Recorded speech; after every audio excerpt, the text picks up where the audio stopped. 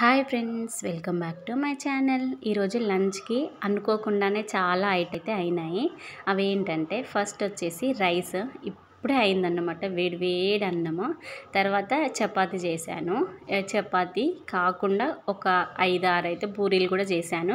ఈ చపాతీ అండ్ పూరీకి అయితే ఒక చిన్నపాటి హిస్టరీనే ఉంది. అదొక నెక్స్ట్ చిన్న షార్ట్ వీడియో చేద్దామనేసి అనుకుంటున్నాను. ఇంకా కర్రీస్ ఏం చేసినానంటే కాకరకాయ ఫ్రై, చూడడానికి చాలా బాగా అనిపిస్తుంది కదా. ఇది మా హస్బెండ్ కోసం స్పెషల్గా చేసిన అన్నమాట. అండ్ ఇంకా నాకు మా పొట్టోని కోసం వచ్చేసి బీరకాయ కర్రీ అయితే చేసినాను. ఇవి కూడా టేస్ట్ చేయకుండానే చేసినాను. ఉప్పు కారం ఎట్లుందో నాకైతే అస్సలకే తెలియదు. ఇంకా నా కోసం అయితే పెసరట్టు అయితే చేశాను. పెసరట్టులో కొంచెం బియ్యం అండ్ మినపప్పు కూడా యాడ్ చేశాను, అందుకే కొంచెం వైట్గా అట్లయితే కనిపిస్తుంది.